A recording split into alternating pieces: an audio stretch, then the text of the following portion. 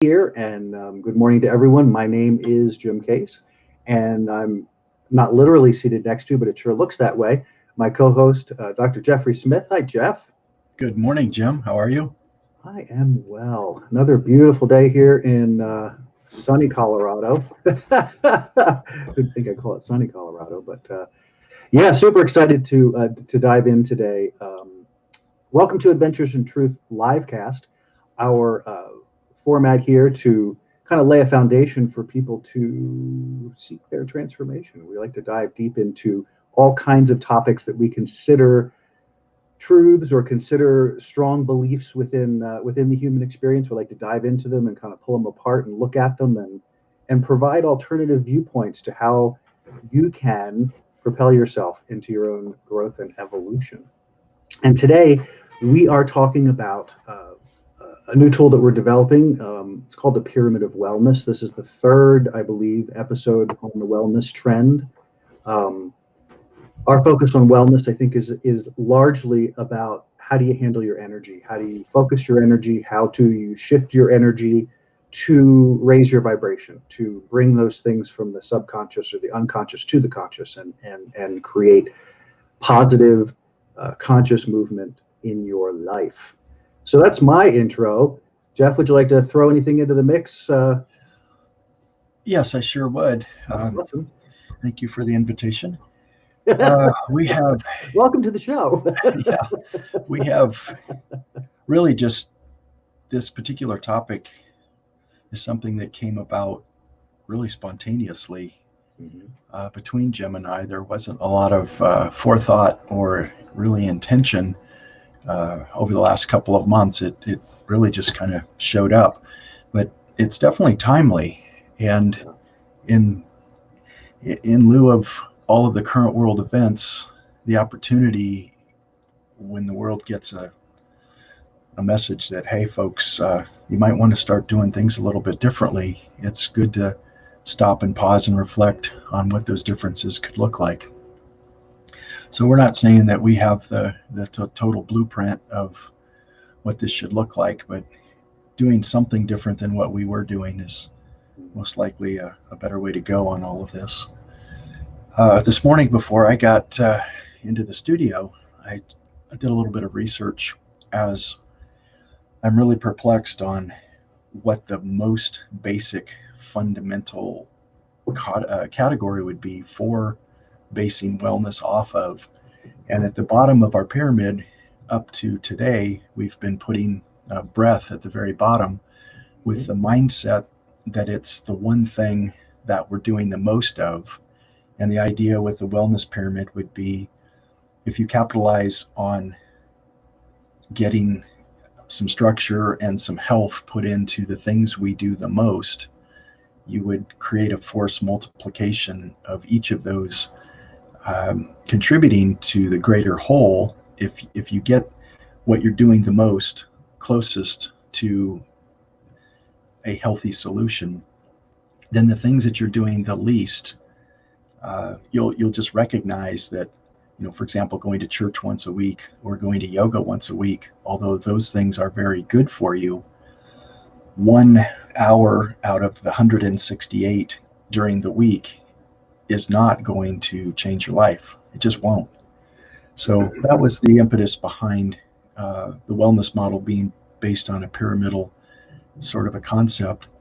But this morning before I got here, I did a little research on how many breaths does the average human being take a day? And the range was between 17,900 and 23,500 based on age, based on your breathing disciplines and whatnot. So let's just say 20,000 over a 24-hour period. Yes. Wow. Yeah. So 20 breaths per day for the average person. And again, the bookends were 17 something and 23 something. So 20 is right there in the middle. Mm-hmm. Interestingly enough, I remember a podcast we did several months ago where we were talking about thoughts and research that's been done on how many thoughts does the average human being have today. And the bookends there are 20,000 on the low end and 80,000 on the high end. Wow. So it's and it isn't that a thought and a breath are the same amount of time. So we're still talking about time as being the concept we're trying to lay down as like, what are you doing with your time in terms of health and wellness? But it is interesting to me that it looks like perhaps thought may be what goes on the very bottom of our pyramid. So we'll keep pushing into this as to which one is on the bottom. But they're both big numbers, and they really both deserve our full attention, because that is where we're going to capitalize and have the potential for the most gains. Yeah. So any thoughts about just a little bit of the research to back up what we're talking about? Yeah, I do actually. I was contemplating myself as I was putting together the program yesterday, and thinking about how to continue, how to grow this. You and I have talked about creating some worksheets and some interactive material that people can use to sort of assess where they're at. But the thing that really struck me, because I had the same debate, thinking about mind and thinking about breath, and where I landed with it was, while the idea of the mind being at the base made some sense, in the end it didn't, because if I'm not breathing, I'm not worried about it. If I'm not breathing, I don't have a mind. If I'm not breathing, I'm dead. If I'm dead, is it of no value in this physical form? So it could be there's a balance point there somewhere, but to me it was maybe in the scheme of I'm not even sure actually. So that's where so we sort of landed in different places, thinking the same process. I'm not considering the number of thoughts, because the number of thoughts are not self-generated, meaning we don't sit any more than we breathe, actually. So it actually hurts the same. Although we can consciously breathe and we can consciously manage thought. So interesting way to begin this.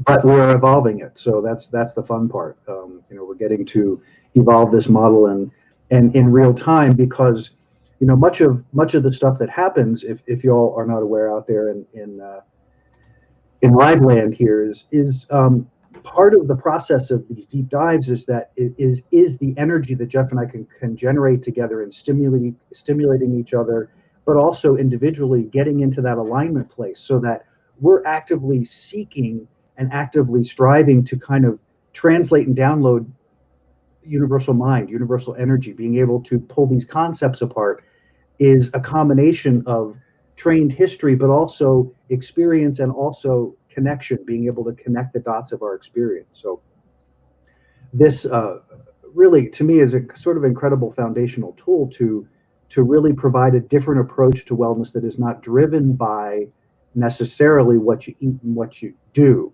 It's driven by where you put your focus and how you focus your energy, which then translates to what happens in your physical reality. So there's whether you're in breath or whether you're in mind, it's an interesting debate there. Not sure that I'd be curious what would be the anchor for you that would make it mind rather than breath? Because I can't get over the dead part. If I'm not breathing, I'm not here. So my mind is a relative uselessness if I'm not here. So I'm trying to work my way around that. Well, most people don't die because they don't breathe. So, death usually isn't something that happens just because you don't breathe. It's usually not the cause of death, is somebody just stops breathing. No. And I don't mean cause of breath. I just mean that if breath isn't the foundation, if you're not breathing, then there's not a body present. Mm-hmm. That's what I mean. I maybe I misspoke that, but go ahead. So I agree. Most people don't die from not breathing. We're on the same page there. Yeah. If your heart's not beating and you don't have blood flowing either, you're not going to be alive. So I don't know, the bodily piece, it seems to be somewhat autonomic. I think what we're really talking about is becoming conscious, becoming more enlightened, more aware, more conscious of both our breath and our thinking, instead of letting them just run on an automatic default mode that part of our brain will do if we're not willing to step in there and do it. So what we're really talking about is applying energy or consciousness to our thinking and to our breathing, instead of letting them just run on autopilot, which they're completely capable of doing, but you'll wind up going back to an illness model rather than a wellness model if you go on autopilot. Yeah, exactly right. And I think that's one of the, so just as a quick review, which we kind of been hashing through some of this, but the idea here is shifting from that illness-based model to a wellness-based model. And that shift, as Jeff was just alluding to, is pretty enormous, because they come from two entirely different perspectives, I think. At least where we're coming from, when we're focused on it's one of the challenges with allopathic medicine at its core, is that it doesn't really tend to energy at all. It's looking at cause and effect in physical reality. And what we're striving to, and not just this model, but in many wellness models, is a complete shift from that understanding the physical reality is the result of the energetic reality, not the other way around. And so the more we can shift our wellness to managing our own field and managing our own energy and creating expansion within that field and building that, there are a number of things that are remarkable. One, that puts all of the creative power in our space. That puts all of the power in our space, as opposed to someone outside of ourselves dictating or telling us what that means or what that looks like.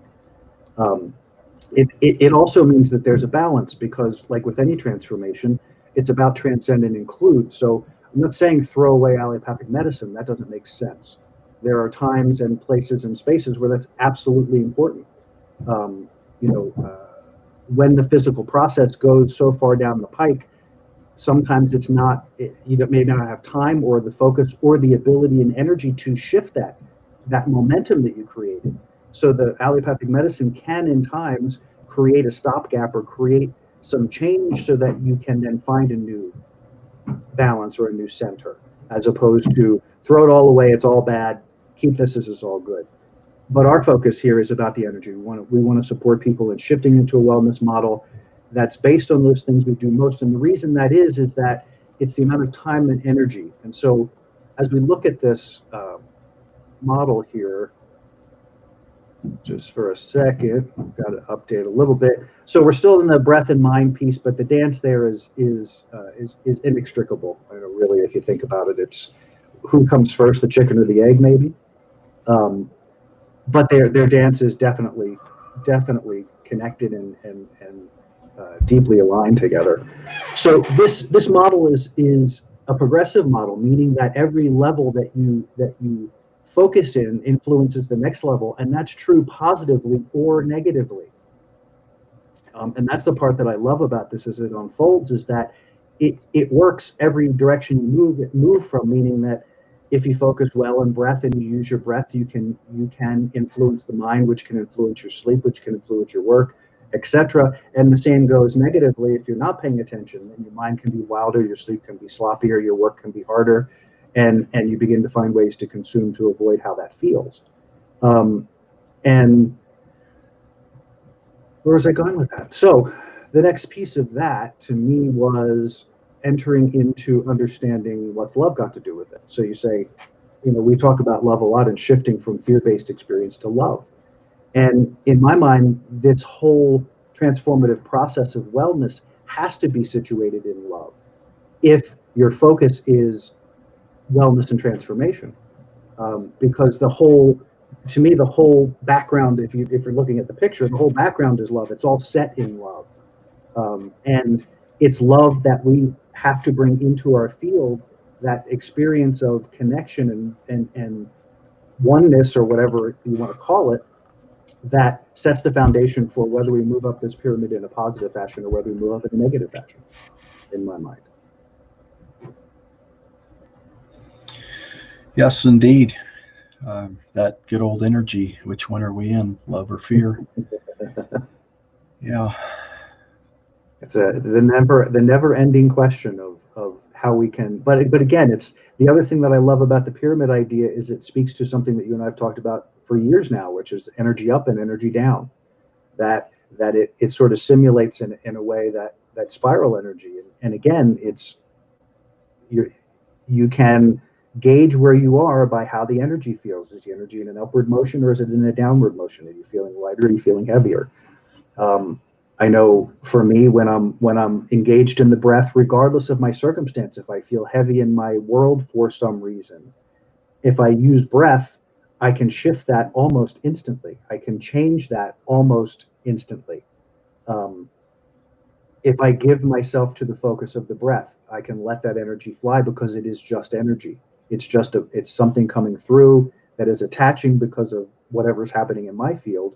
And I can use breath to help separate that and let it move on so that it doesn't become attached. So in the context of that, setting up how you set up your daily practice, how you exercise your energy through the day, how you create focus, all of that is really going to be driven more powerfully if it's set in a foundation of love. And that love is, we were talking a little bit earlier, kind of reflects up to the top of the pyramid there where the self-care button is. And we'll get into that more because I think self-care in and of itself is a big topic. But before we dive into really some of the depth of the steps, Jeff, do you have anything you want to say about the love process beyond that? Just that I'd encourage people to really dissect that word and not think of it as a Valentine's Day concept. Yes, of course, love has a romantic application, but it is an energy in its purest form, and it includes so many different characteristics. But it's really positive versus negative. Love being positive, fear being negative, and it's an energetic state that we're really orienting towards. We're wanting to link positivity, love, and wellness together. And we would be linking fear, negativity, and illness together, just as words to help us communicate the intention that we have of helping people wake up, be more aware, and apply these things that we're sharing to your life. That you could be more positive, flow more in love, and live a more fulfilling, healthy, well life. Yes, very good. So let's take a start here at the top or the bottom, I guess, from the pyramid. We're looking at the breathing and the mind and the sleeping. So we talked about this pretty extensively, I think, in the last podcast. So we can kind of review here and just lay the foundation again. Whether it's the breathing or the mind, again, my focus here was from the perspective of breath and this tied to some of the stuff we talked about a couple of weeks back too, about the idea of when we come into the planet being presence and breath. That starting with the breath enables you to begin to manage. So you begin to slow the mind down. You begin to become more aware of your body. You become more aware of you in your space. You become more aware of the balance in your body and how you feel, and actually being able to observe all of the experiences of the mind without engaging in the experience of the mind. So in the process of breath, you begin to influence as you focus in breath, and and it doesn't matter, how you do it, and it doesn't take umpteen hours a day to do that. As Jeff had pointed out, somewhere in the vicinity, you're already breathing 20,000 times a day. So if you just change the amount of conscious awareness to your breath in those 20,000 breaths a day, maybe you get conscious of 15 minutes of it. That's a big difference. That's a huge impact when you can spend the time to focus specifically on your pattern of breathing and how the breath moves through your body and how you feel when you're breathing, and exploring the flow of energy that occurs when you're breathing. All of those things, very, very significant and important as they lay the foundation for you being in power within the sphere of your field. That makes sense? Empowerment is the ability to be empowered, and the ability to carry within you the power that is naturally yours and to express it. So if you start to use breath to set that foundation, you're going to be able to, over time, each day, a little more and a little more, exercise the clarity of that power of your creative ability.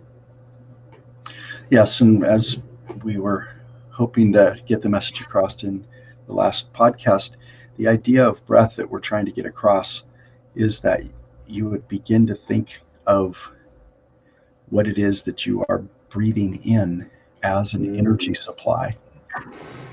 And that there are some ancient words for that: chi, prana, just energy in general. But ether, I mean, there's so many different concepts, and ancient cultures have tried to help us understand that it's not just molecules of different gases that we're breathing in, oxygen in particular, but it is an energetic fuel, if you will. It's a fuel source that we don't fuel ourselves. So typically most people are only taking half breaths. So when we're talking about breathing, we're talking about taking full breaths in through the nose, pausing as you're digesting all of the energy that you've just consumed, and then exhaling from the mouth to get all of the exchange gases out and the energy that has been consumed. No different than an air filter that then goes through an intake system in a car, and the car combusting and then having an exhaust system. So we're really moving air through ourselves just like any other engine is, and you do that through the fuel system. So if you think of air and breath and everything that's in the air as energy, that's why this is at the bottom of the pyramid. You want to do well, you have to be full of energy. This is one of the ways that we draw energy to us, is through breath. Yeah, well said. That's a powerful image and a powerful reality that you become more and more aware of the more you exercise that aspect of your experience. So laying that foundation for breath, very powerful. We move into the mind, and this is where it's interesting to me how much the mind influences in any different direction. It really is about how we set the stage for receiving the mind. There's so many different thoughts about the mind, and the one that I really resonate with is it's more like a receiver. It's information. It's like a giant radio station. There's signal coming through all the time, and the signal's coming from everywhere, and you got to filter out what signal you're paying attention to. And in order to do that, you have to be able to create space in the idea of mind. So again, taking the idea of breath, you're breathing life energy, you're breathing life force, you're breathing prana, you're breathing this energy into your field, and now that energy is clearing, and that energy can open your space. And now, as you pay attention to the mind, the breath also can create space between thought, meaning it's opening the idea. So instead of being this tightly held energy stream that's just kind of ramming through you, and you're like, every time you think you're like 27,000 thoughts, it begins to kind of expand, and so there's space between thought, and that begins to bring awareness. In my understanding and in my personal experience, it begins to bring awareness to how we are not the mind. It brings awareness to it's doing its thing regardless of what I'm doing.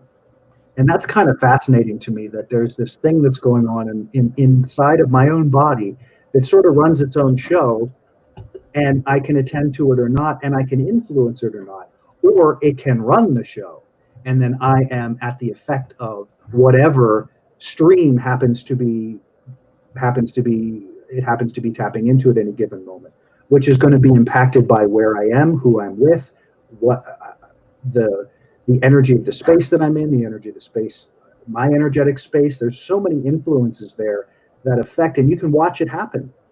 You can, in a quiet moment, as you watch the thoughts roll by, you can be aware of an influence of an energy where suddenly you notice, I was in a peaceful place and suddenly the tone of my thoughts are changing. What's that about?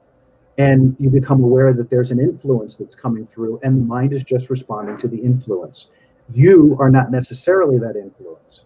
So what the breath does in relation to the mind is create space, but provide energy for you to manage to find the observer, to find the space of watching this process instead of continually engaging in the process. What do you think about that? It's good stuff, Jim. Always has. The summary I would give of why it's important to be aware of what's happening in mind, however we define it, whatever it is, that how much of mind is really us. We do know that some of the studies and research that have been done on thought is that our thoughts, if left on autopilot at least 80% of the time, without there being a pandemic going around in the world, are negative. 80% of the thoughts in normal times, whatever normal is, not like what is happening on the planet right now, 80% of that time is negative. You add a pandemic on top of that, that's got to push that up to the 90th percentile of most thoughts going through our mind are negative, until we say, why do they have to be negative? You can reframe and distill thought down to discovering the flaw in the thought in terms of the lie or a negative piece. When we put truth in place of a distortion of truth, we can convert that negative thought to a positive thought. And then we can watch the magic happen as we realize that we have what we need now. We've always gotten what we've needed. We will always have what we need. That creates a state of being content that will then help us breathe correctly. Or if we're already breathing correctly, then we capitalize on, we've got breath going in the right direction. Now we have mind going in the right direction. And my gosh, then that sets the tone for our day that would lead us to the next step in our pyramid. Yeah. And I want to add real quickly there that Jeff so beautifully laid out is, number one, understand what he defined for you guys out there is what mass consciousness is. It is just the collection of all the thought that is going on, and it's predominantly negative. And you can watch that, turn on the TV for 20 minutes. Don't do it. Literally. Don't do it. It doesn't matter what you watch. It's the same message over and over again. And it's actually kind of mind-blowing in a way. But anyway, to move forward. So I want to do a quick shout out to Jackie and Mike and anybody else out there who's listening, our regular visitors. We appreciate you. We love you here at the show, and I'm glad you're here. So moving on. So moving up this pyramid, now we come to the area of sleep. So we've the other piece of this that I want to say about this with the mind is understanding, as Jeff was describing what this new process is. Notice there was no force. Notice there was no pushing. Notice there is no what's the word that I want? It's a process of allowing, but it's also a process of objectifying, meaning the breath allows you space. The space provides context for you to engage at your will, not your will. I want to say engage, but engage by choice. Engage because the word is running around my brain, and it's running all around the outside of the room, and I keep trying to grab it, so I'll come back to it. I don't know where it went. I'm chasing it around in my mind. That's too hysterical. So we move on. We'll come back to that thought. Coming up to sleeping, let's talk about the sleep factor. It's probably the bane of many, many, many people's existence. The thing that is supposed to be the most restorative, the most restful, the most relieving experience is actually one of the more traumatic experiences that we have for many people. Because, and solely, strictly, and only because, unless there is some, you have some actual physical disease process in your system that prevents it, it's all driven by breath and mind. Where you go and sleep is all driven by the work you do in your breath and your mind. So if your breath is always shallow, meaning you only breathe down into about your nipples, you don't breathe into your body, into your lungs, if you don't have any sense of monitoring or managing of the mind, then sleep is going to be problematic, because your sleep time will then be used to resolve or to handle what you haven't been handling in your daytime. And it all goes there. But there in the sleep time, You don't have the filters that you have to avoid it here. Although you could push it to go unconscious, but the reality is the only thing going unconscious is your physical body, not your consciousness. so sleep becomes a really powerful thing, and this becomes also a really awful cesspool if it's not working, because then you try to manage. So this is what the thought that was escaping me, the idea of managing rather than controlling. To Jeff's explanation, what he expressed was an ability and a strength of managing a process as opposed to controlling the process. So you're not controlling the breath, you're not controlling the mind, and if you're trying to, you're in opposition to the thing that you're trying to create peace in. So you're going to behavior modify it. You're not going to change it. And behavior modification works, but for short periods and only until the next thing distracts you and you can't focus anymore. So moving out of behavior modification into management means I'm going to manage my breath, and out of managing my breath, there are results that I can avail myself to. There are things that I can step into that will be inspired by the fact that now I have space in my world, I have energy, I have focus, and I'm using that properly. So that then leads to a quieter mind, a mind that isn't running your life. And then when sleep comes, it is that restorative thing because you've prepared yourself for that restorative thing. Yes, I was thinking of the number of times I've sat in my office and shared with folks that if there were 5 things that I could help them change in their life to actually live a longer, more fulfilled, healthy life, sleep would definitely be in the top 5. Most people take it for granted that it's just something that we have to do each day. And they just kind of like slide into it and drag themselves into this sacred event that happens every night. For women that have ever gone to a spa, or men that would choose to spend time out on the golf course, I'm just picking those 2 events and dividing them. I know that some women golf and some men go to spas, but I'm just trying to put out here with a generic masculine, feminine activities.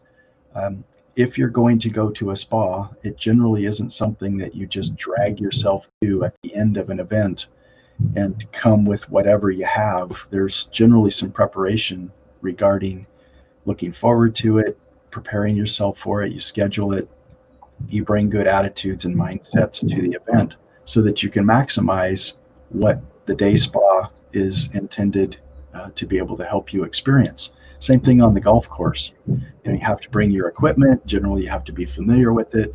You schedule a tee time. You get there in advance. You do a little bit of warm up. There's a lot of prep that goes into just getting out there and swinging the club and hitting the ball. And you have to also stay present to the game the entire time you're playing it. You can't let your mind drift off and go here and there.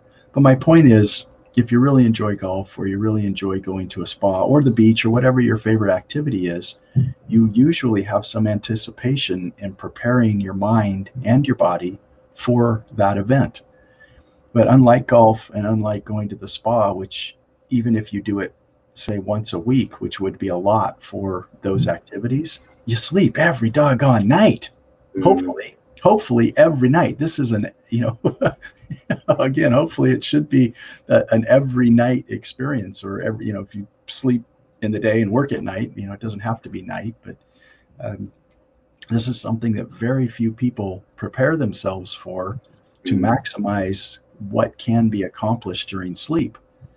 And if you really want to become a master at this whole thing, you give your mind permission to leave the body at night and go into the astral and into the celestial, and really be able to meet up with your spirit guides, or meet up with your higher self, or God, or other ancient energies that want to assist and lead you. As well as, I was just reading a book recently about specific implanted dreams that our spirit guides and our elders put into our mind while we're sleeping. This literally is where we get our downloads and our inspiration. It's where concepts come from, oh, I have a big decision to make, so let me sleep on it. And, through that ego going offline, which happens while we're dreaming, and then the soul, spirit, subconscious, unconscious part of the mind it never goes offline. I mean, the mind does not go off when we're sleeping. There's just parts of it that go offline so that the real work can be done. And we wake up in the morning with fresh perspective, hopefully new energy to put in place those new, fresh perspectives on changes that we want to make in our life. So sleep is so, so, so much more sacred and important than the American culture gives to it. Very good point. And it was flashing through my mind as you were talking that one of the other things that might help our friends out there to understand the importance of this is that if you think about human history, things that have never changed throughout the experience of being human, at least two of them we know for sure, and that is breathing and sleeping. Sleeping and breathing are not things that were created by someone who got creative one day and said, let's find a new way to be a human. This is how you be a human. This is part of the process. So by virtue of it being an organic part of just simply being a human being, it gives credence to the fact that it must be important for some reason. Whether we understand that reason or not is probably not significant, but it could be. But the thing that's significant is honoring what is natural to who we are as an organic species, as a being, as a human. That sleep is a natural part of that process and a necessary part, because if it wasn't, it wouldn't be there since the origination of the human thing, at least as much as we know. And the same with breathing. There was never a point that the Homo sapien experience was without breath. Maybe in evolution, maybe if we were tadpoles way before that, I don't know how that all works, but as the human body, there was never a point that I've seen in any history book or archaeology or any sociology or science or anything else that says that we did something other than sleep or breathe for the entire existence of the human experience. So let's honor that. Let's support that. Instead of looking for ways around it, let's use it. Let's engage it. It's there all the time for our value and our benefit. So why not take the time to explore? You will find, those of you that are golfers, I was giggling to myself because golfers, among many other types, but golfers in particular, should be easily amenable to things like breathing and meditation, because golf requires such finite focus and requires such an ability to hone your energy in a way that your body and your energy and the way you move the club and the way you hit the ball and the way you create momentum doing that's a my English language, that's extraordinary. But it's extraordinary in many different types of things, but the golf example is such a good one. Imagine if you could shift those, not even imagine shifting the things that you use in that tool, in that exercise alone, applying that to yourself, applying that level of focus to the things that already exist, the breath and the sleeping and the mind that already exist within you. That is a world of extraordinary exploration. If you enjoy the minutia of the golf process and how much it takes to maintain that focus, the experience of engaging in your own self is even more incredible from my experience. And I've golfed and I like golf, and it's I don't know that I could do it every day, but the exploration to me is vastly more profound and more engaging to me. But just a suggestion, just an idea as you think about how you apply these things. So we've talked about breathing and mind and sleeping as a foundation. And I want to shift over here for a second because I want to look at this. Yeah, the other thing that I find with this model that I think is kind of fun is that you look at these foundational elements are all very internal. They're very about self. So here again, another place where the foundation of the success of my experience comes through me, comes through the experience of self, capital S, self. And then as we move into the next section, which we're going to do, we're going to talk about working and consuming. and begin to talk about connecting. But this now we've moved from setting a foundation. We've created this internal experience that we're now taking out into the world, positively or negatively. It happens the same direction. So you build this powerful foundation of consciousness and awareness that now, as you move into the world, whatever kind of work you're doing, whatever kind of whether you know everything from career to being a parent to being a dog owner. I mean, there's all consideration there about how we look at that. But now we're moving our internal energy out into the external field, and the combination of those two. So I just think that's, you know, it's pretty cool, and it's going to get even more interesting because you can see now how what you've generated on the inside is showing up on the outside. That is the process of creation. That is the process of moving things from thought to things, is building that foundation and then having things come into your world. And now I want to apply these tools that I have. I want to get out and I want to do my work, whatever that is. The foundation is there. That work becomes a different experience because it doesn't become that downward energy that, oh God, I got to do this. It becomes, I get to do this. It becomes, I get to do this because it reflects who I am. It reflects the energy that I want to see and show in the world. And it reflects the love that I feel that I want to share because I filled so much with this. And again, love/energy. I'm just so full of this upliftment that I gotta pass it on. So I'm going to do that through my work, whatever that is, whether I'm tending to kids or animals or building houses or whatever it is. I'm infusing all of that with this experience that I've created in the foundation of my internal experience. So that's how I want to work my way into this next level of moving out into the world. So we start with working. As you were talking, Jim, I was, again, since we're developing this model literally in this show, working to me connotes more negativity than positivity. So I think if we had the old model, working would be the right word to use for how we're spending time. Mm-hmm. Most people, again, if you just go back to data and you do a Google search on how many people enjoy their jobs, you're going to find it's only like 15 to 20%. And those people are probably optimistically not being truly honest with themselves.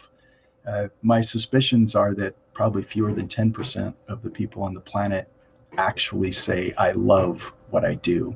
And if you love what you do, we always say that's not work. So we would have to change in the wellness model. We would have to change that word, right? And creating would be the word that I would put in place of how we're spending our time that we used to call work, that would be in more of the old model or the negative model. Because it'd be neat to show two models side by side of the old concept or the negative concept versus the positive concept. Mm-hmm. So we're talking about producing, we're talking about creating, but when Jim and I do these shows, it is not work. It's literally, it's a inspirational, we become conduits of a download through a divine flow of information that is life-giving. It's life-giving. That's why we do this. Yes, there is a selfish reason that Jim and I do this show, because it brings life to us that we want to share with other people. So that to me would not be what I would call work.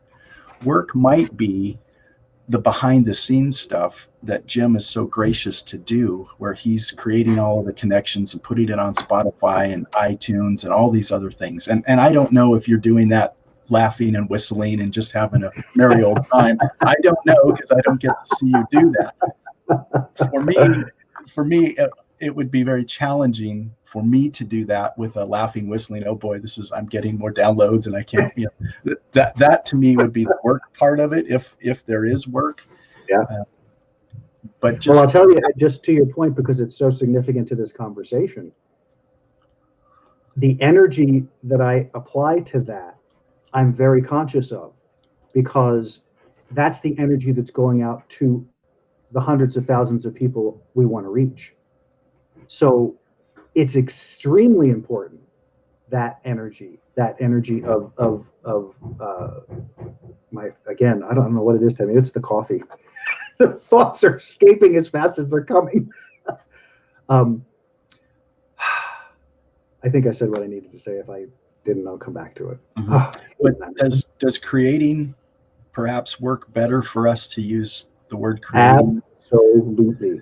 I love the differentiation. I love the clarity of it. Yes, absolutely. I think it's a phenomenal shift in choice in thinking about, because like you said, using the idea of working, just saying the word, your energy sort of slopes down. It does, yeah. Go to work. And it doesn't matter. Even if you try to say, I'm doing my work, it still goes work. So, yeah, and I think it would also be interesting if we challenged ourselves to look at each of the words in the pyramid to see if they really are positive words that are trying to describe the category that we're laying out here. Right, and the cool thing is in thinking of it's got me all excited because it fits so beautifully with your breathing, you're managing the mind, you're being able to sleep, so you're getting all this restorative stuff, and that is truly the foundation of creation. You're nurturing an environment to create, and using working is to assume the creation is done. Using creation is we've moved from thought, we've moved from generation to creation. Now what are we creating? And that can be, heck, that can be anything. And it can be about what we do. It could be about what we feel. It can be about how we share. It can be all kinds of cool things. So that's exciting. I'm jazzed about that change. So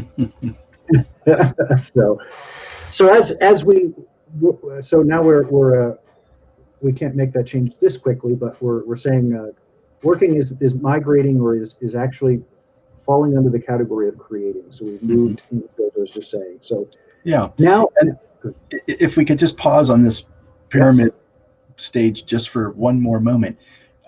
I was sharing just a second ago my off the top non-data based opinion is that fewer than 10% of the people on the planet are spending time creating, where 90% of the people on the planet are spending time working.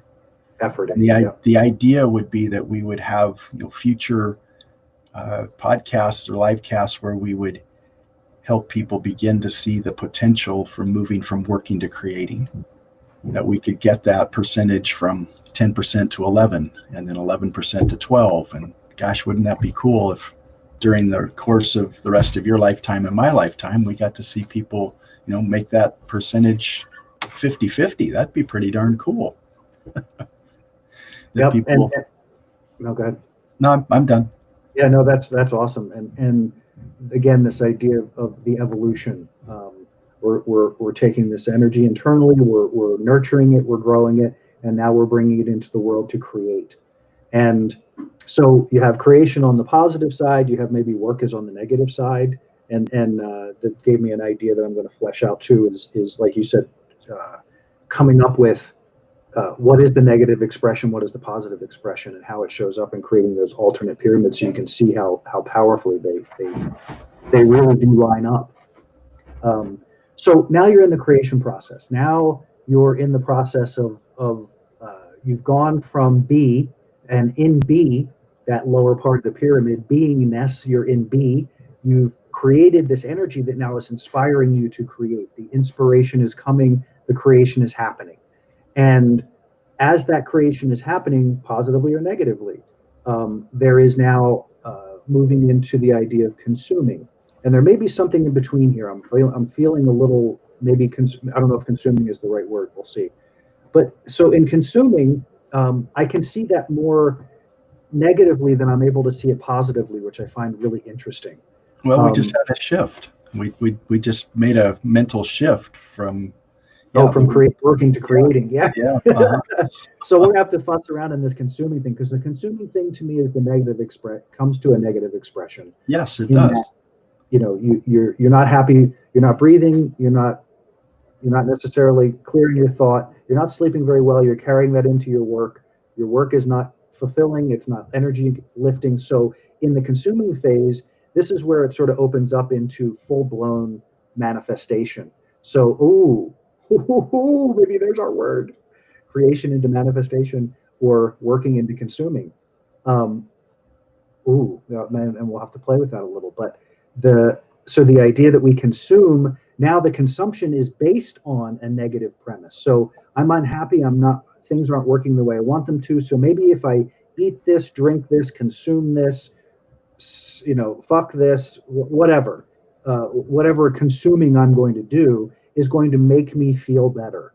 That's the reason you're doing it, is to make you feel better. But conversely, when you're going from creating to, what was the word? To manifesting, you're doing the exact same thing. It's just from a completely different foundation, completely different viewpoint.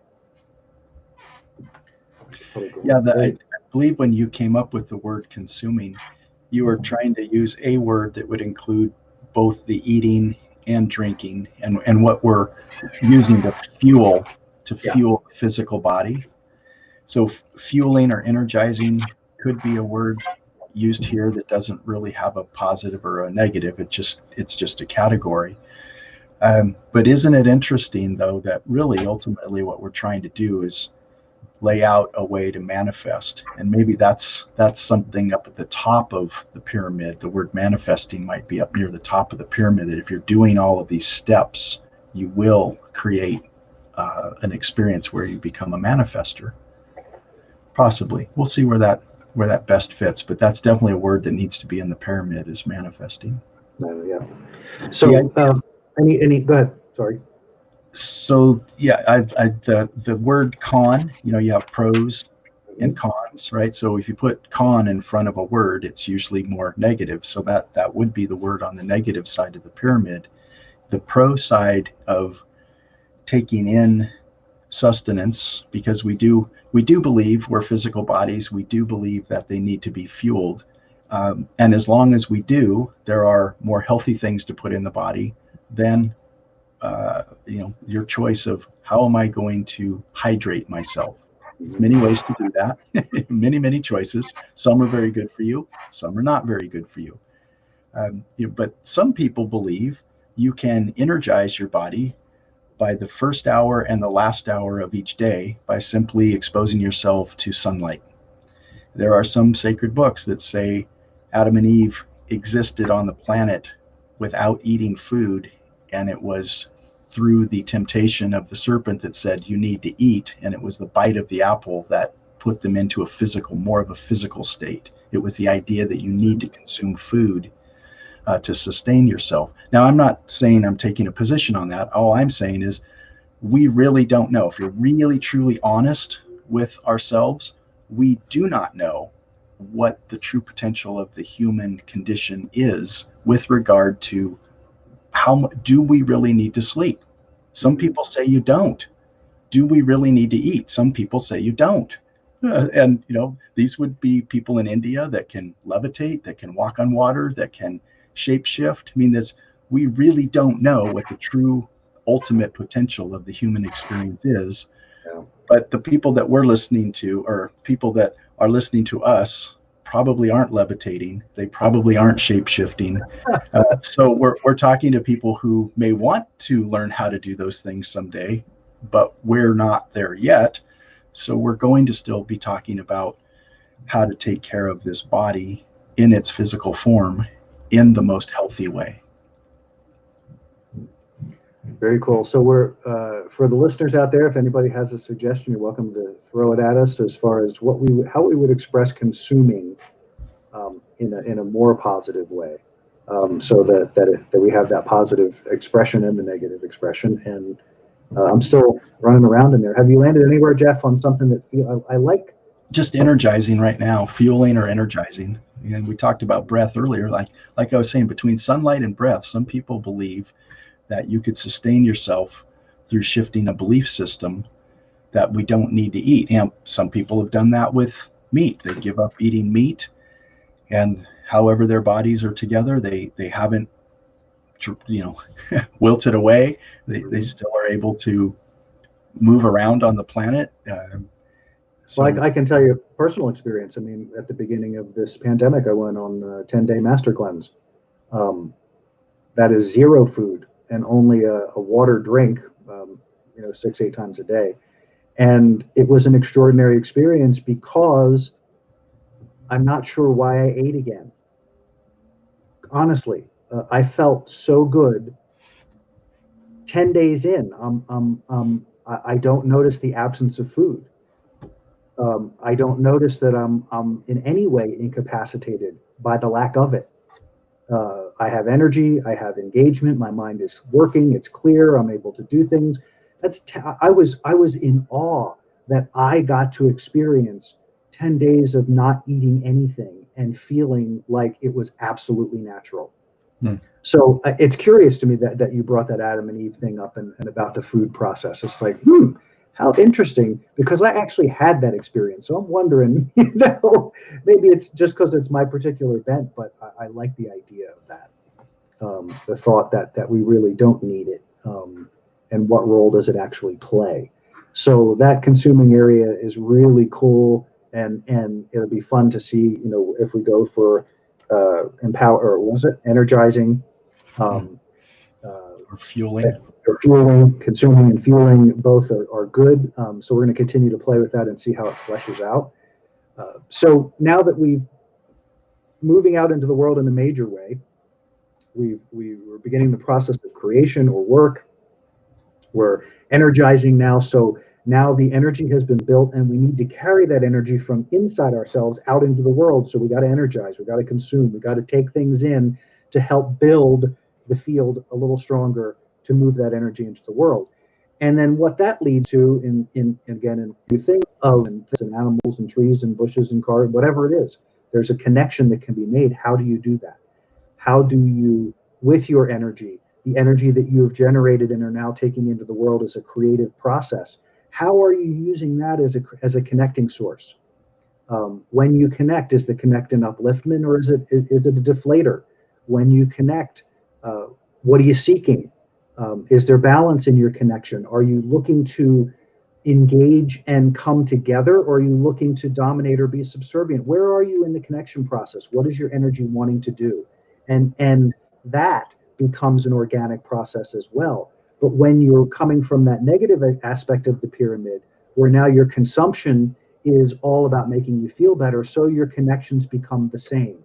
The connections become very selfishly oriented, meaning that it's what is it going to do for me that's going to make me feel better? Because everything becomes about, how do I feel better? How do I feel, or how do I not feel how I'm feeling right now? How can I change that? So we have been going at this heavy and hard here, and I think we are already running out of time. Holy moly. Apologize, guys, but we had intended that this was going to be, was more than likely, we knew we bit off a lot for this particular show, and we're going to roll this because we can review it again, which I think is powerful, and then we're going to really dive into the ideas of self-care and how we take this whole idea even further. Apologize for the quick exit, but we're going to disappear here in a minute, so there's not a whole lot of point in continuing the conversation where it is. But we appreciate you out there very much, and thank you so much for joining us. Look for us all over the place. We've got podcasts coming out everywhere. We've got a great show, a great collection of shows, a series that we're doing on BBS Radio on plant medicines that is phenomenal. Please join us there at 10 a.m. Pacific time on BBS Radio, bbs.radio.com. And see us here on Friday. We'll continue this conversation, and we appreciate you. Thank you for joining us. Jeff, anything you'd like to bring to the closing today? Oh, good work today, Jim. Pleasure, as always. You too. Yep, great show. And we'll see you all very soon. Have an amazing day, everybody. Okay, bye-bye.